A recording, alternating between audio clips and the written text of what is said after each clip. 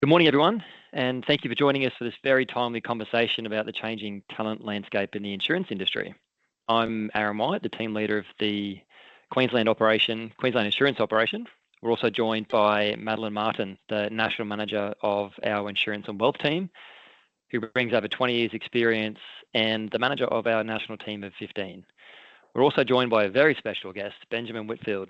He's the Global Talent Acquisition Leader of Marsh McLennan, who's kindly lent his time today to share insights on talent attraction and retention from his perspective within the industry.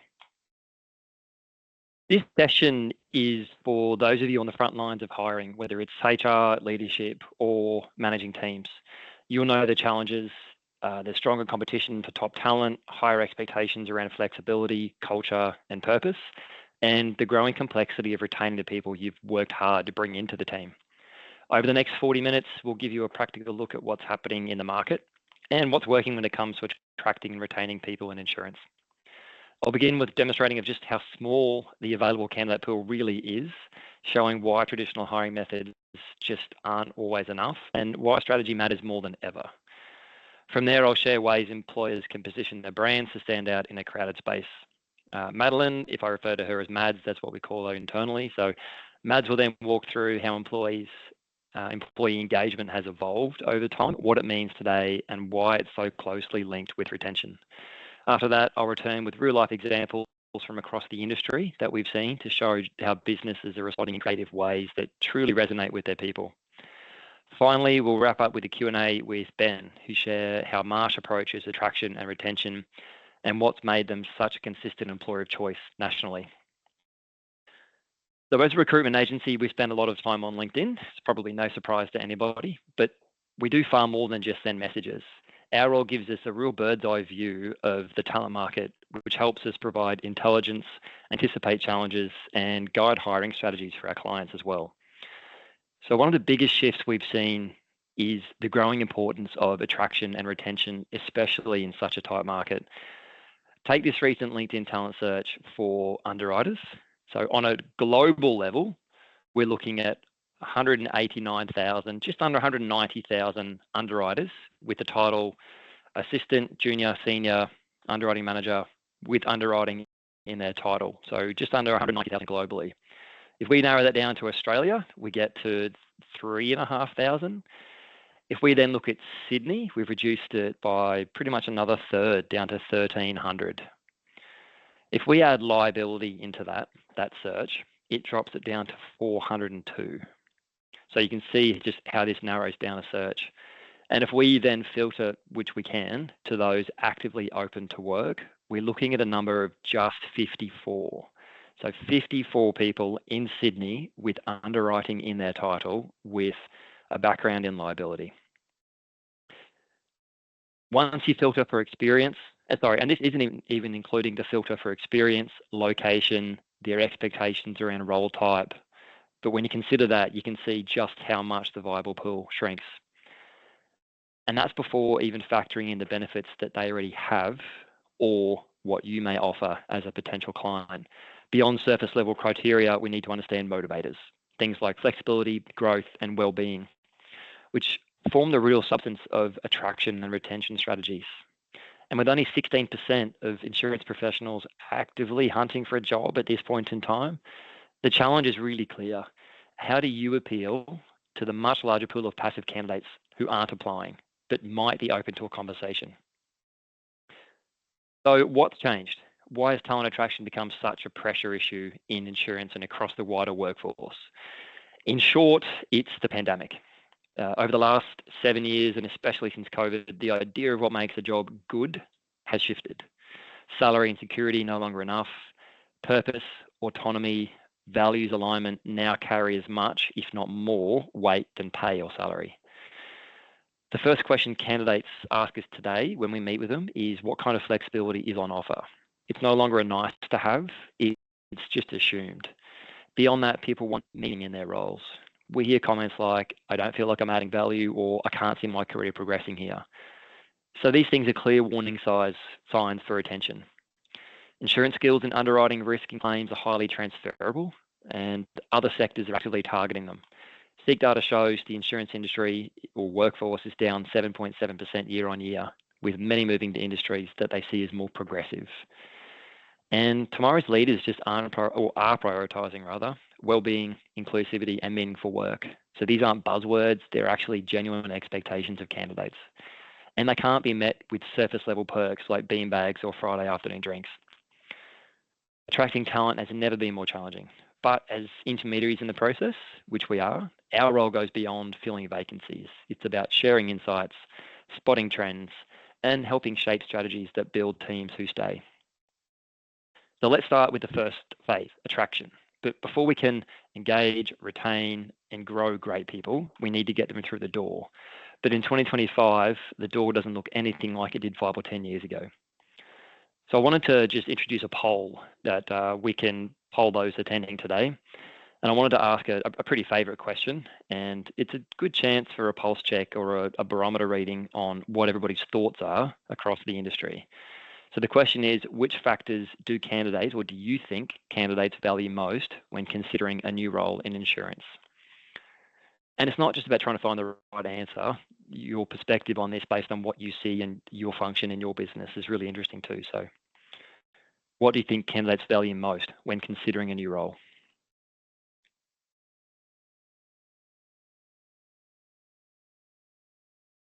Give that a few minutes. Responses coming through. Flexibility is the clear winner there, with pretty much half of people saying flexibility. Career and workplace culture and salary all coming in like a pretty close second. What we're seeing is that flexibility and career development top the list, with culture close behind. Salary isn't number 1, number 2, or number 3. Today's job seekers are really savvy, whether it's a senior underwriter or a new claims officer. Candidates do their homework before they apply. They're reading reviews, checking LinkedIn, asking peers, and forming an opinion of your business with or without your input. So that means you need to ask yourself, how are you appearing to the candidate market? Posting an ad on Seek isn't just enough anymore. The best employers think like marketers. They tell the story through LinkedIn campaigns that feature real team members, think Bunnings, industry partnerships and networking events, short form videos that humanize their people and leaders, and even behind the scenes content like a day in the life videos or a virtual tour. It's all about familiarity and trust. Candidates are much more likely to apply to a company that they already recognize, and even more so if they've already formed a positive impression of your brand. So the question becomes, what's your brand saying about you when you're not in the room? So having a strong brand is one thing. Making sure candidates see it is another. From our experience, the businesses who are really nailing talent attraction are investing in their brand just like they would a marketing campaign for a client. They're building digital footprints that are candidate-friendly. So this means candidate-friendly careers pages, consistent, engaging LinkedIn activity, real employee testimonials, and participation in industry discussions. If someone has to dig through your website to find your EVP, or wait until an interview or interview 2 to hear about it, they've likely already moved on. Think of your employer brand as your shopfront. Is it clean, inviting, and easy to find, or is it dusty and hidden down a laneway?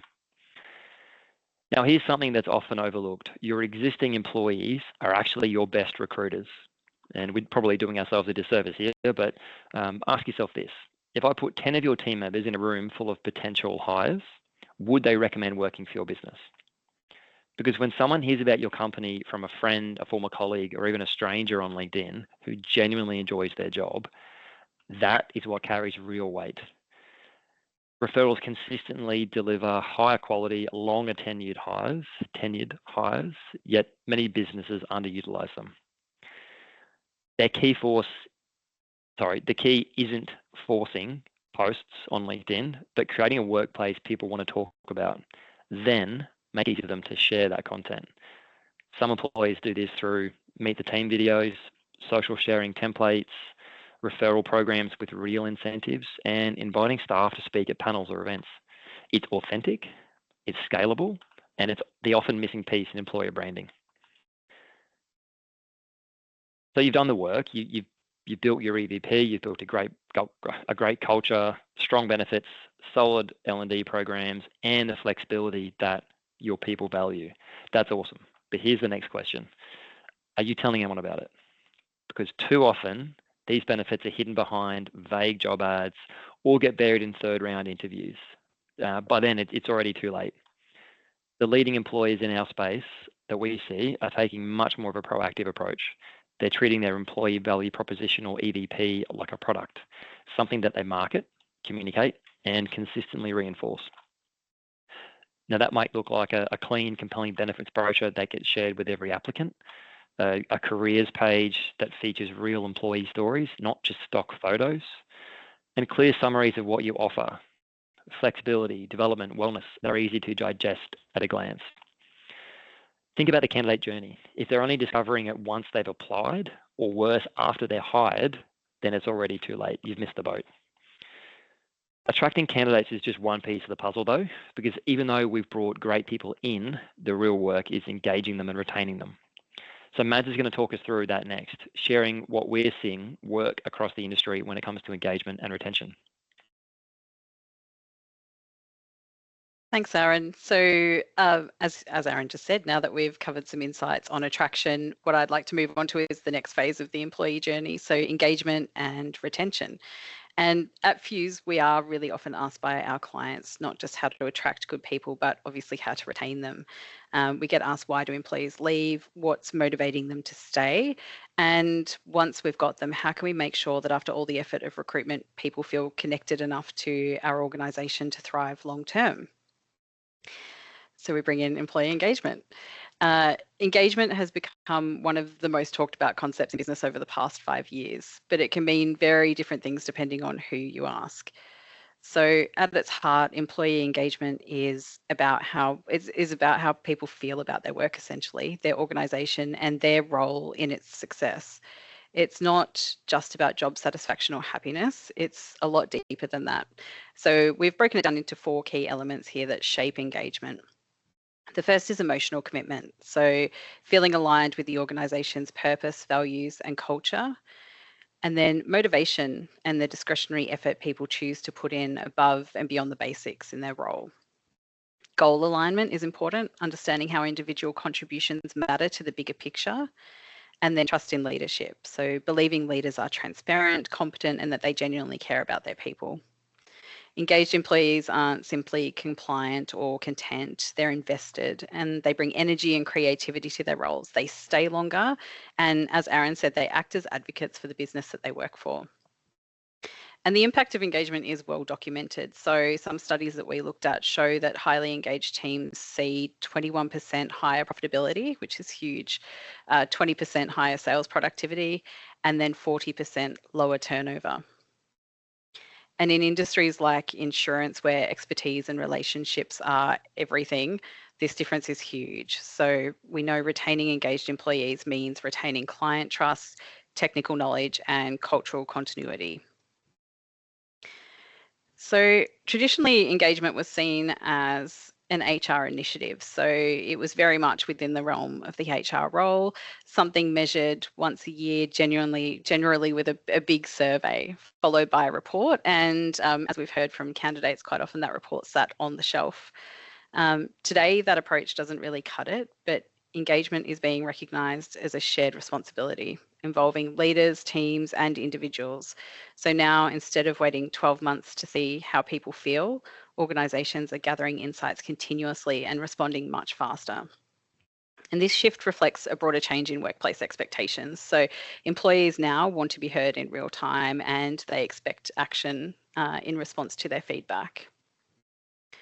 So another big shift is the move from perks to purpose. And a decade ago, many companies were genuinely thinking engagement was about the trendy benefits. So we saw a lot of free coffee, bean bags, Friday drinks, which were all nice to have, but obviously they don't build lasting connection. We know that now. Today, employees, especially the younger generations, are looking for something a lot deeper.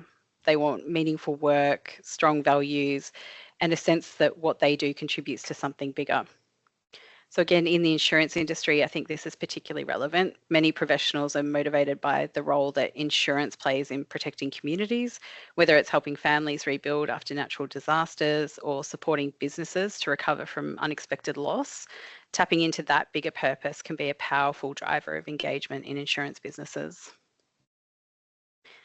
Of course, as Aaron touched on, we can't talk about engagement without mentioning the impact of COVID-19 and remote and hybrid work. That's fundamentally reshaped how employees connect with organisations. So flexibility from our side is no longer an optional perk. It's an expectation of a lot of candidates. For many professionals, the ability to work from home a few days a week is now a deciding factor in whether they stay with a company or not. And this creates obviously both opportunities and challenges. So on one hand, remote work can increase satisfaction by offering balance and reducing stress. On the other, it makes culture harder to build, and disengagement can creep in if people do feel isolated in their role. And that's why we see leading organisations being really intentional with their flexibility, using digital tools to connect teams, structuring regular check-ins, and creating hybrid rituals that reinforce culture, even when their people aren't physically together. So another crucial piece of the engagement puzzle is mental health and wellbeing. And we're now seeing a clear recognition that employees are a whole people, not just workers. So burnout, stress, and mental health challenges can undermine even the best engagement strategies if they're not addressed. And again, in industries like insurance, this is particularly pressing. So high workloads, regulatory pressures, the emotional toll of things like claims can all lead to fatigue. And when disasters strike, floods, bushfires, major accidents, workloads can spike dramatically, placing further stress on staff. So forward-thinking employees are responding by normalising conversations around mental health, offering employee assistance programs, training their leaders to spot signs of burnout, which is a really big one at the moment, encouraging realistic boundaries around availability. And so the message is clear: supporting wellbeing isn't just a nice thing to do, it's fundamental, and it's fundamental to sustainable engagement. And so I think the way that we measure engagement is also changing. The engagement surveys still exist, but many organisations now use pulse surveys. So they've moved away from annual engagement surveys to do quick, frequent check-ins with their people. Stay interviews is another one that I quite like the idea of. It's obviously the opposite to an exit interview, but sitting down with your people while they're engaged and while they're happy in their roles and finding out what it is that keeps them there and what might be a potential concern for them and might make them move on. Real-time analytics as well. So people are tracking patterns like turnover and promotion rates to make sure that their engagement is consistently high. And these tools allow companies to act on issues before they become major problems. But measurement only works if employees see their feedback leads to real change. So otherwise, surveys again risk becoming another box-ticking exercise. And then leadership and trust. So leadership remains one of the most powerful drivers of engagement. Employees today expect leaders who are transparent about decisions and challenges with them, authentic in their communication, and empathetic and inclusive in style. So it's not enough to send a quarterly email. Leaders need to be visible, approachable, and able to explain the why behind their decisions. And when people trust their leaders, they're more resilient through change and more committed to their organisation. Diversity, equity and inclusion, or DEI, and environmental, social and governance, or ESG, initiatives are also now central to the engagement conversation. So employees increasingly want workplaces that reflect their values, where everyone belongs, where fairness is real, and where the company contributes positively to society. And in fact, we're finding for many younger professionals an employer's commitment to DEI and sustainability can be a deal breaker. So companies that overlook this risk disengaging a large part of the workforce. And finally, on engagement, it's worth noting that different generations engage in different ways. So I'm going to give some quick tips on how to how to engage different generations in your workplace. So here's the first slide. We've got Gen X, who are born 1965 to 1980 and are currently aged between 45 to 60. They're often in senior roles, juggling career peaks with family care responsibilities. And they're engaged by autonomy. They want trust, independence, and room to lead without micromanagement. Work-life balance. They value flexibility, especially to manage family responsibilities. They want job stability and security, and leadership opportunities. And they also might be motivated by mentoring others or shaping the direction of the business. But common engagement mistakes to make with this group of people is overlooking them in favour of the younger emerging leaders, and also just assuming that they don't want change or innovation. Then if we look at our Gen Y or millennials, born between 1981 and 1996, currently aged 28 to 44, and they're our mid-career professionals seeking meaning, growth, and work-life integration. So this group of people is engaged by purpose and impact. So they want to work for companies that reflect their values. Career development, they prioritize learning, feedback, and career progression. Flexibility in lifestyle, so they expect hybrid work, personal autonomy, and they do want that mental health support as well that we touched on before, and also culture and leadership transparency. And the engagement mistakes that are often made with this group is offering perks instead of real growth, which we covered, and ignoring well-being or overworking them because they are prone to overwork. And then our Gen Zs, born 97 to 2012, so currently aged only 13 to 27, and these are our early career professionals or students entering the workforce. Now, none of this will probably surprise you, but they're engaged by digital-first communication. They expect intuitive tech, fast answers, and digital collaboration in their role. DEI, as we mentioned, authenticity and transparency. Again, they build trust through honesty and not hierarchy. Rapid progression, which again is probably not a surprise. They prefer short-term wins and visible development in their roles, and then well-being and balance. So they've got a really strong focus on mental health boundaries and sustainability at work. And then common engagement mistakes to make with them is assuming they're junior. So we've seen this. They want to contribute strategically early and ignoring social impact or climate concerns. They care very deeply about this, and it can put them off an employer. So this doesn't mean we need a separate strategy for each group, but it does mean leaders must be flexible. So a one-size-fits-all engagement approach will struggle to meet the needs of what we're seeing at the moment, which is a multi-generational workforce. Okay, so just quickly, what does engagement look like in the workplace? So we know, firstly, low absenteeism and high productivity. Those that are feeling engaged are less likely to take additional days off, and they're more likely to be motivated and productive at work. They will engage in proactive problem solving in their roles as well. So rather than viewing problems as quite literally not their problem, your employees will likely look to improve procedures and suggest new efficiencies. So they care about the outcomes. Peer referrals, as Aaron has discussed. So your employees will become your brand ambassadors. And then also a sense of purpose. Your employees will feel connected to the work that they are doing and how it impacts on society. This is a really important factor in the insurance industry, as it's built on supporting people. And now that we've had a quick exploration of engagement, let's talk about retention, because engagement without retention is quite simply wasted effort. It costs time, energy, and significant resources to bring the right people into your business. And if they leave within 12 to 18 months, you're back to square one with lost productivity, and it's often a negative impact on your culture. So retention ensures that all the effort you've invested in attracting and engaging people actually pays off on the other side. So in the insurance industry, this conversation is especially timely. The sector is facing the dual challenge of an aging workforce and a tight talent market. So as experienced professionals exit the workforce, we're not just losing headcount, we're losing institutional knowledge, historical insight, and trusted client relationships that can take years to rebuild. Now, the true cost of turnover, there's lots of different ways to pull this together, but it's much more than just placing a job out on Seek or paying a recruitment fee. So start with the obvious recruitment costs, whether you're advertising directly or partnering with an agency. It's not a cheap exercise, as we know. Then consider the time cost. Quite often you've got senior leaders reviewing CVs, conducting interviews, negotiating offers, which is time pulled away from their core roles. And then the cost obviously doesn't just stop at the hire. Then there's onboarding and training, which can take weeks or even months for some roles. And likely the drop in productivity while your new hire ramps up in their new role. And then there's also, as we discussed before, the risk that the hire doesn't work out, restarting the whole process at what could be double the cost. So research often estimates the true cost of turnover to be anywhere from 50% to 200%, which is quite a large gap. But even at 50%, it's a significant cost.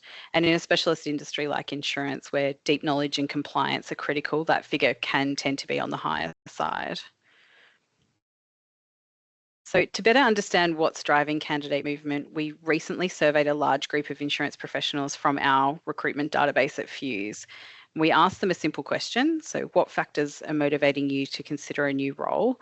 And our respondents could select multiple options. And here were the most common responses from that group. 37% cited a desire for career development opportunities. 36% said poor leadership was a key motivator. 34% were looking for a salary increase, and 33% were seeking a better company culture. So what people are really looking for is a combination of growth, leadership, and a healthy culture, things that are entirely within our control to improve. So how do we address these motivators? Aaron will walk us through some of the more advanced market-leading employee benefits shortly, but first I want to share a few low-cost, high-impact retention strategies that every business can implement regardless of size. Mentoring programs are a great one. Create structured mentoring relationships between junior and senior team members. It transfers IP, but also builds cross-generational connection, enhances engagement and loyalty.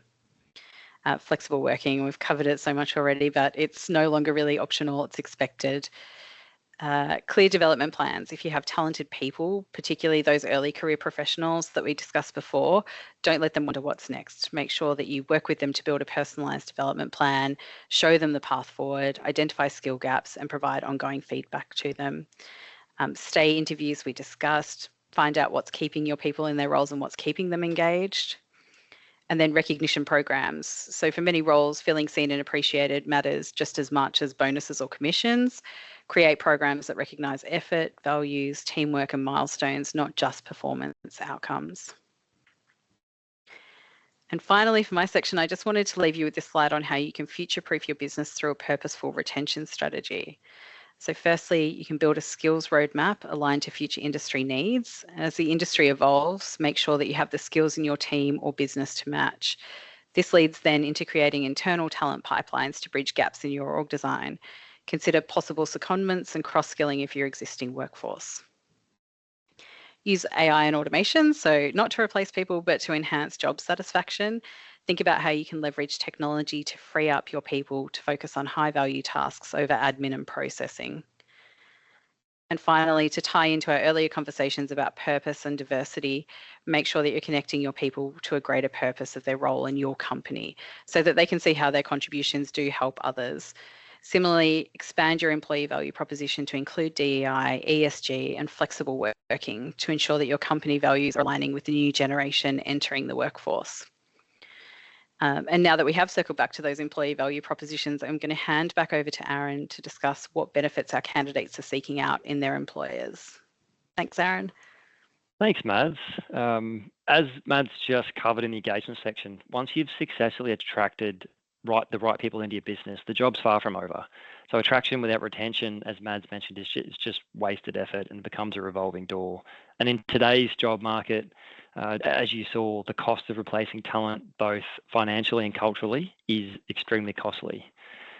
So one more poll we wanted to run, and this one's around benefits. So considering the employee benefits and retention, which employee benefit of those listed here do you think has the biggest impact on retention in 2025? So which of these benefits do you think has the biggest impact on retaining staff this year?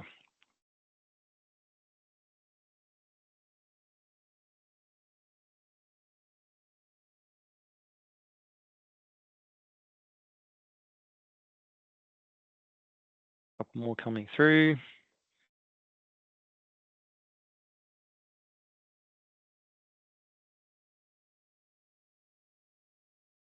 All right, the two visible clear front runners there. They're working or flexible working arrangements and career development and progression opportunities. What we are seeing is that is career development opportunities that has the biggest impact on retention. Flexibility is next, but once again, it's not a remuneration-based perk. That's not to say salary isn't important, it is, but this just demonstrates why it's critical to contain it within your EVP. Leading insurance businesses are shifting their focus to total employee experience, from flexibility and learning to culture and recognition. This isn't just about ticking boxes anymore. It's about building a workplace that people don't want to leave. Over the next few slides, I'll walk you through some of the key benefits and practices that we've seen truly move the needle, from flexibility and learning to culture and recognition. So what today's talent really want? Flexibility has shifted from a perk to an expectation. Hybrid setups, remote first, and 9-day fortnights are now pretty standard across the board. But true flexibility goes a bit deeper than this. It's about trust and outcomes, not hours. Teams that do this well report higher engagement, less burnout, and stronger retention. The one-size-fits-all model of customer benefit or customized benefits no longer works. Customized benefits are really important, and the one-size-fits-all model no longer works. A graduate, a working parent, and someone nearing retirement will all value different things. Smart employers tailor their benefits to reflect life stage and priorities. So some examples include extra leave for long service, wellbeing budgets for fitness, mental health, or hobbies, additional superannuation contributions, and L&D contributions or allowances for upskilling. It's less about dollar value and more about choice. Letting people opt in to what matters makes your EV personal, not generic. Around learning, career clarity and growth, career clarity is a major retention driver. People want to know where they're headed and feel supported along the way. Leading organisations provide structured pathways and internal mobility for movement, mentoring and coaching, study assistance and CPD support. We often see employees stay even against higher salary offers when they feel invested in and can see a future with the business. Perks mean little if people feel burnt out and undervalued.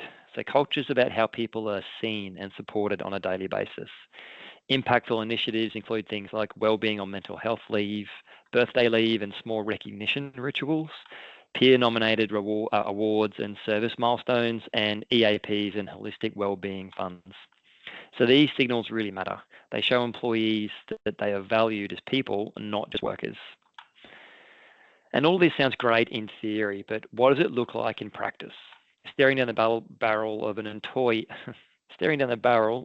entire employee benefits uplift within your business can be pretty overwhelming. It can feel competitive and just frankly insurmountable, but it doesn't need to be. So here are some real life examples that we've seen from businesses that we either partner with or have come across in the market. Some are big, some are small, and they're all doing creative things to stand out in a tight market. So for example, a 20-person underwriting agency gives staff the chance to design their own sneakers after probation. It's a fun, personal gesture that represents their culture of individuality and expression. A boutique brokerage of just 6 people gives team members an extra day of annual leave for every year served. A pretty genuine way to reward long-term loyalty. One large national law firm has introduced a bundle of standout benefits, including an $8,000 referral bonus, $200 wellness allowance, dress for your day flexibility, and even a team book club. And one mortgage broker that we know of in Queensland has a full-time chef who cooks them lunch daily. So that's about the convenience, but not just that, it's about creating connection through shared meals. These are all wildly different things, and I guess that's the point. Great benefits aren't about copying the latest trend, it's about knowing your people and designing experiences that feel meaningful to them. Importantly, the employees winning in this space aren't necessarily those paying the most. They're the ones who are telling their story well, creating flexibility with intention, and building cultures that people genuinely want to be part of. That's what it takes to stand out in today's market, and it's where the industry is heading. The market is competitive, yeah, sure, but it's also full of opportunity. Now we move into our Q&A session, and look, it was only a brief introduction earlier, but Ben's career deserves much more of a spotlight. With over 22 years in HR and talent roles, Ben first entered the industry in 2006 with IAG as a HR consultant. After gaining experience across recruitment and workforce research, he rejoined the industry 5 years later with Allianz as Organisational Capability Diversity Manager. In that role, Ben's initiatives led to Allianz winning ANZIF's Women's Council Employee of the Year award in 2013 and followed that up by getting a finalist recognition in 2014. His success propelled him into the role of recruitment manager at Allianz, where he spent 5 years before joining Marsh and McLennan in 2019. Since then, Ben's impact on talent acquisition and executive search at an Asia-Pacific level saw him promoted to talent acquisition leader for Marsh globally. Today, he oversees attraction and retention strategies for a workforce of about 90,000 employees. that makes Ben the ideal person to help us unpack these challenges today. So we're going to jump into a Q&A session with Ben to unpack his perspective on attraction and retention strategies at Marsh. This is a live session too, I should add. So if you have any questions along the way, please drop them into the chat, and Mads will raise these as they come up. So Ben, thank you very much for joining us and sharing with everybody today. Perhaps just for a bit of context, do you mind giving us a snapshot of Marsh and your function as the global TA leader? Yeah, sure, Aaron, and thank you for the wonderful introduction. 22 years, it makes me feel a little bit old, but I must admit it's been quite a journey, and loved every piece of it.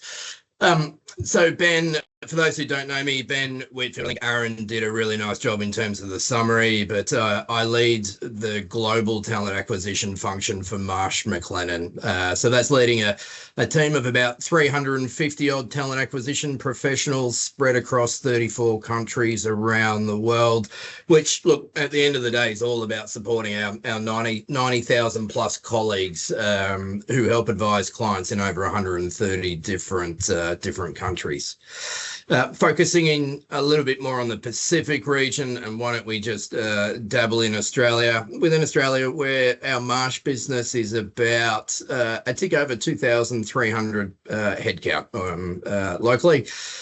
In terms of office and physical location, easier just to say, Aaron, we've got a presence in every state and territory within the country, and we've also got some more remote locations.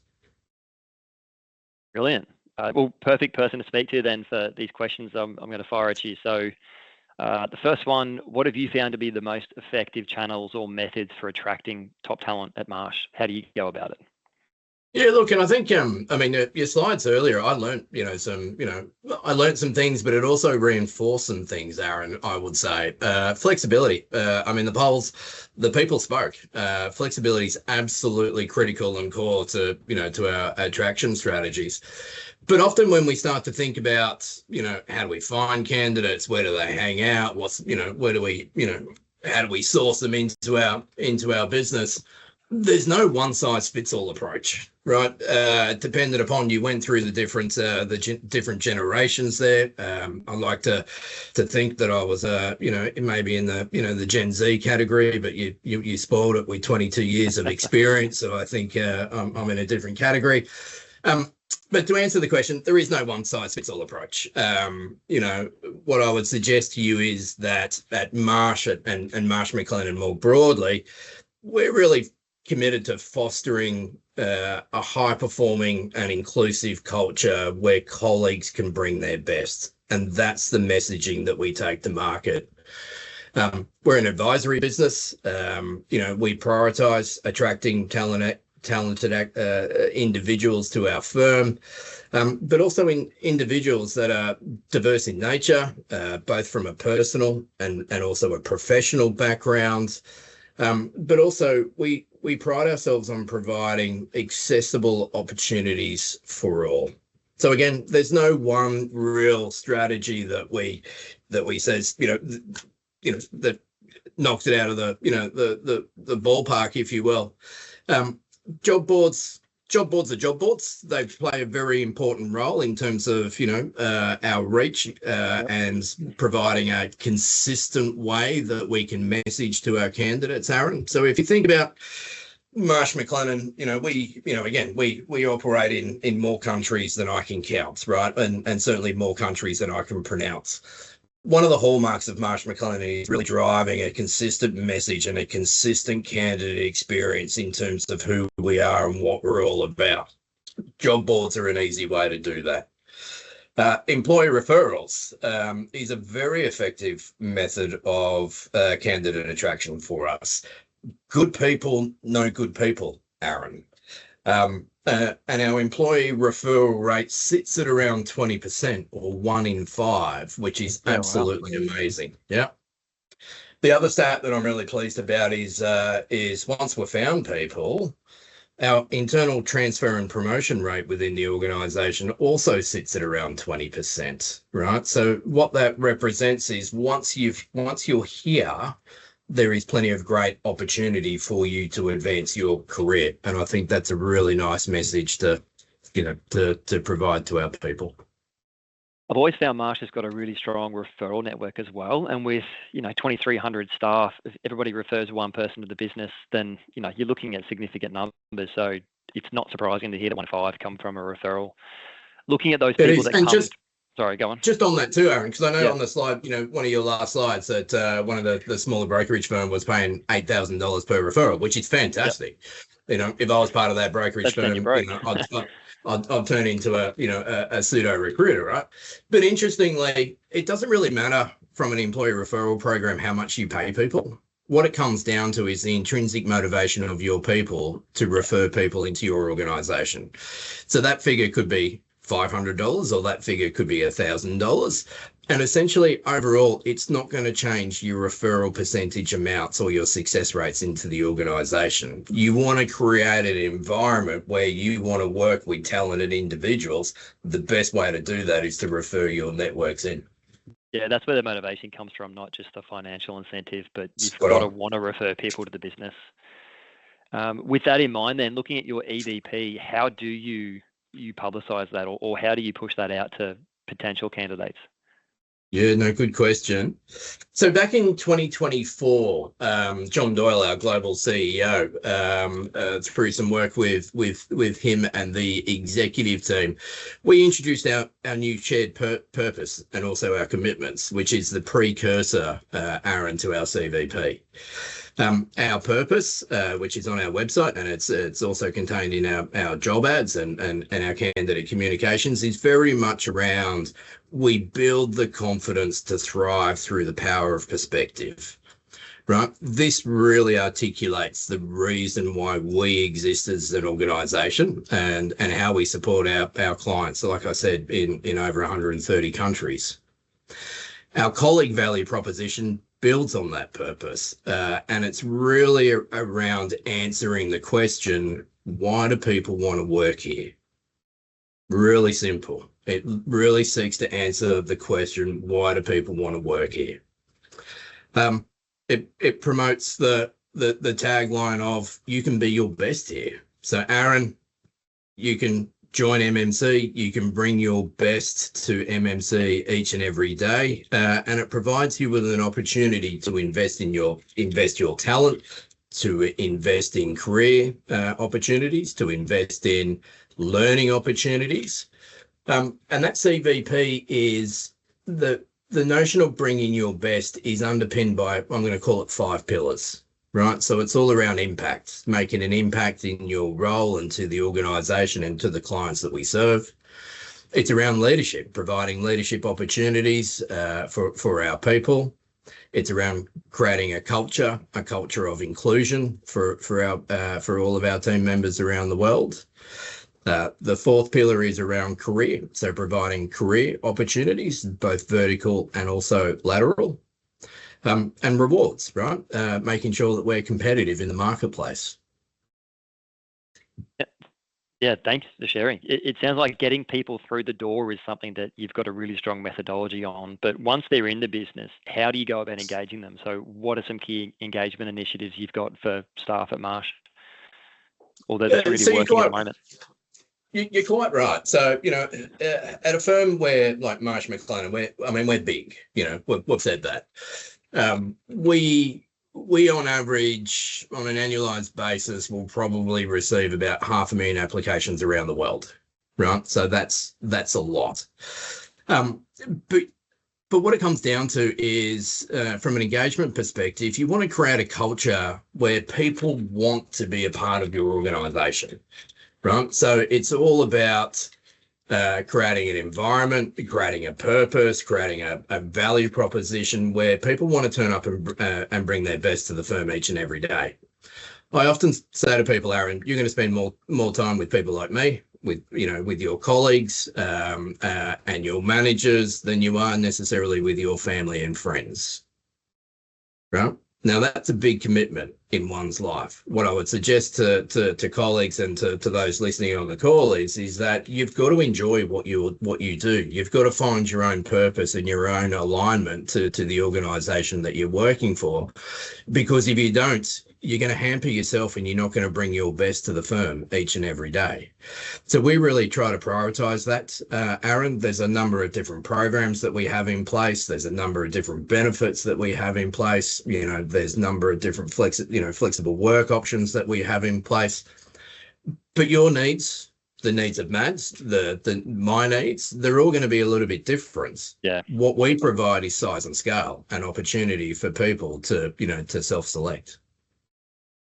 And you made a good point. So just like we should be choosing our partner every day, you've got to choose your employer every day. You've got to want to be there. Otherwise, you're not going to put your best foot forward. Spot on.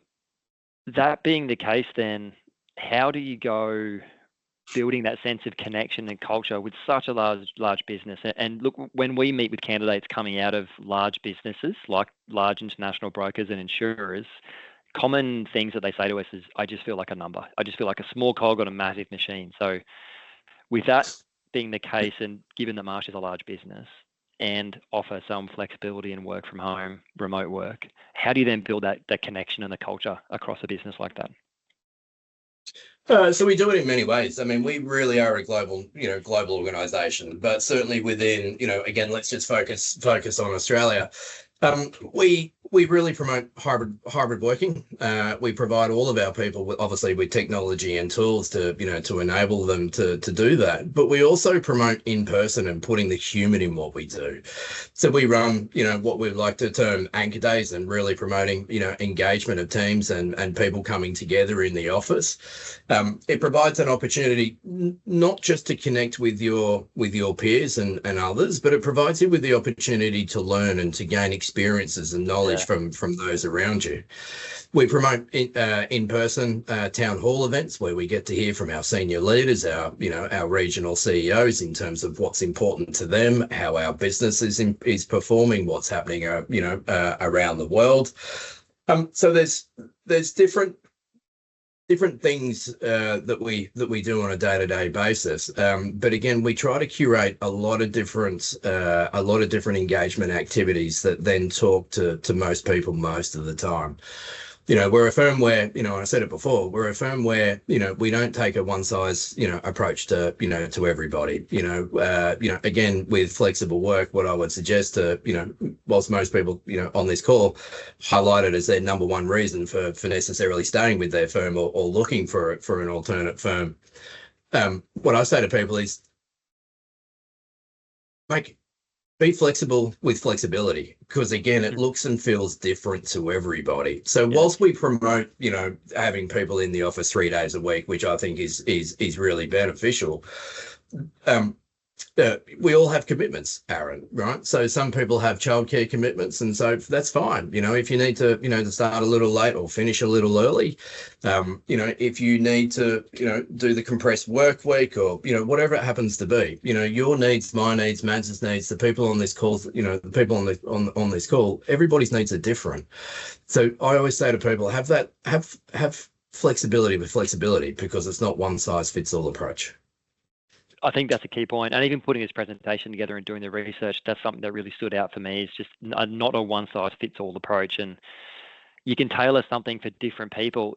This doesn't need to be an equal process across the board. It just needs to be fair and equitable. They're two different things. Correct. Looking at retention then from Marsh's perspective, what have you found to be the most important factors that help retain people at Marsh?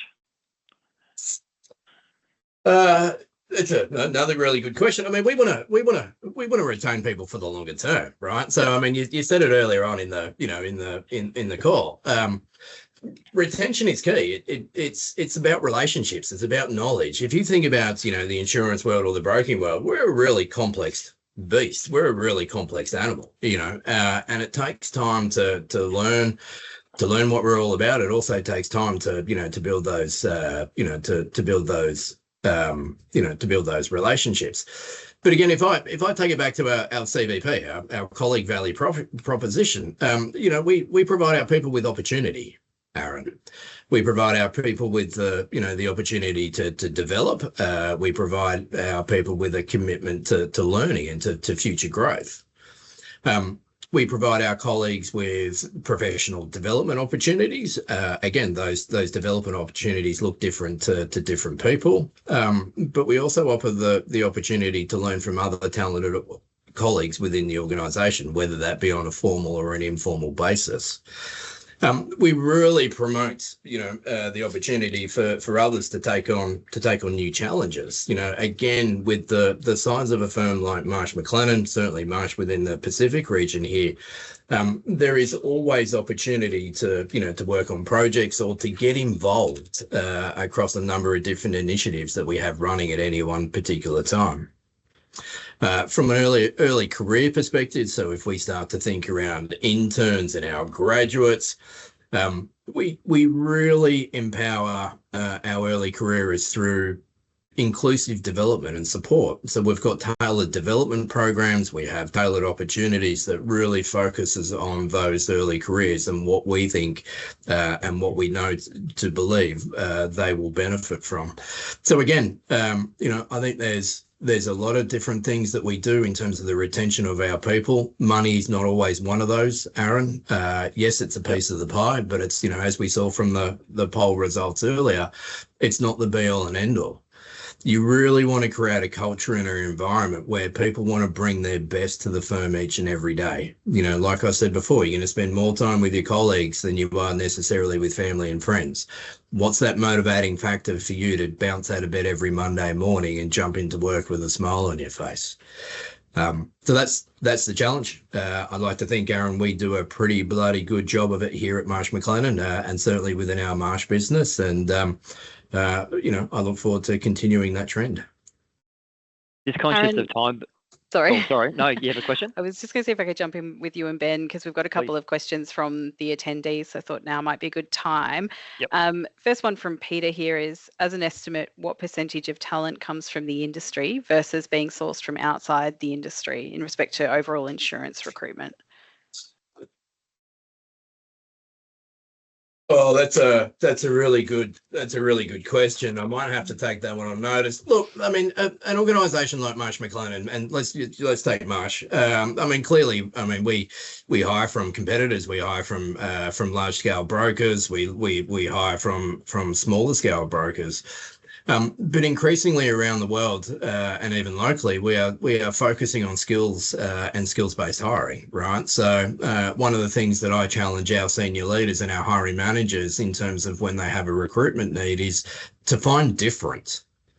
Right, so that gives people the opportunity to sit back and have a look at their team, have a look at their gender, their gendered makeup, their experience makeup, their skill sets within the team, and then to really start thinking strategically about what's going to make a difference, what's going to give me and my team that competitive edge if I hired X or Y.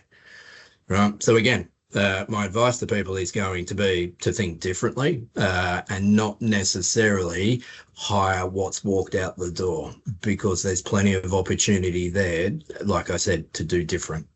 I hope that answers the question. Absolutely. Can I just add to that quickly? Yeah. I think that's a real opportunity for us as an industry for a room where we have room for improvement. We did a presentation, a webinar a couple of months ago with Seek, and one of the things that came out of it was that we need to be better at hiring from outside the industry. There are other similar industries that have very transferable skills. So to answer the question with an approximate percentage, I would say probably 80 to 90 are coming from within the industry, if not probably closer to 90%. And if you think back to times that you've hired and you've looked for people for your team, just for all those listening today, think of how many times you've been really open to considering someone from outside the industry with transferable skills. I get there's sometimes a really short runway for training and onboarding, but in times when that might be a little bit longer, can someone from outside the industry bring new skills to your business that you might not have got otherwise? Yeah, and there's a big conversation there about graduates as well, but Thank you, for the sake of time, we might not be able to get into that one. We do have another question from Marnie, and she's asked, in relation to retention, how much of a role do you think workforce planning and internal mobility play? Huge. Huge, in a word.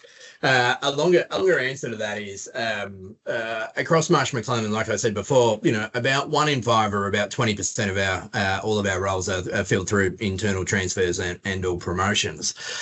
That's not just on a local level. So if you can think about the size and scale of an organisation like ours, we are constantly moving people across business units certainly within Australia and across states, but also across our geographical borders and across regions as well.